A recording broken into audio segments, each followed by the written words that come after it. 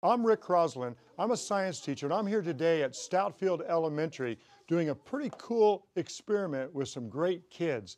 What we're going to do today is we're going to learn how a kit, a science kit designed to really help teachers and help kids learn, how it's used in the classroom and how simple it is, how I can do my job even better with a kit like this. This takes the focus off of finding all the stuff and puts the focus back on the science we're trying to convey.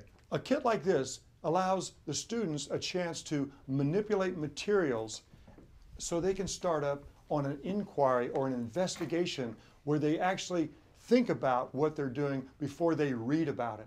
I'm all about reading about science, but I think they need to get their hands on the stuff first in order to make that experience count when they go back to read about it to make it stick.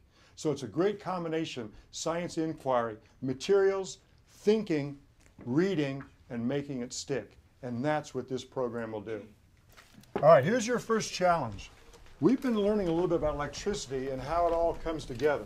Okay, so with your team right now, your challenge is to take a look at these and see if you can find a way. I'm going to come by and give you another wire. See if you can find a way to get this light bulb to light up.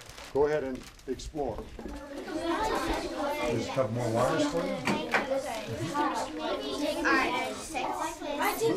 If you don't find out how it works, it's just important to find out what doesn't work. And so when we have our discussion, remember the things that don't work, okay?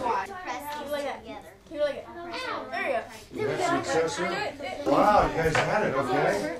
And can you describe this path? What's going on? Where's electricity going? Which direction? Well, from this end of the battery to the end of the light. What about over there? Okay, I need your attention for a second because we've been seeing some pretty cool things at each of your stations here.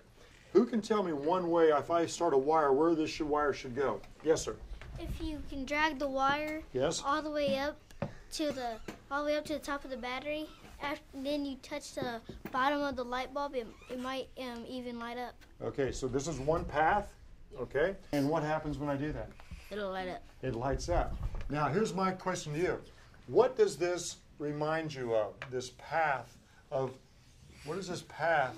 What shape does this path remind you of? A circuit! It's like a circle, and from a circle, we get circuit. We're going to continue on with this discussion.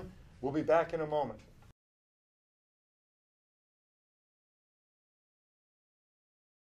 With a science kit like this, it comes with some pretty interesting materials that are easy to use with the kids. So a kit like this, it has a lot of advantages over finding these things on your own, but more importantly, the professional development that is needed to make this kit work is just as important. In fact, working with other organizations, getting volunteers in that maybe work with motors and electricity is a great way to connect schools with the real world.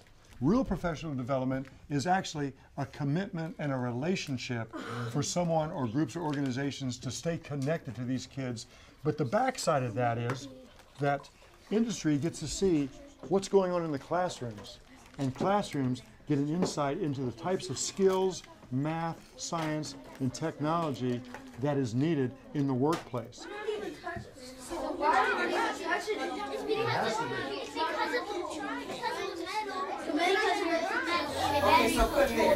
Let's find out.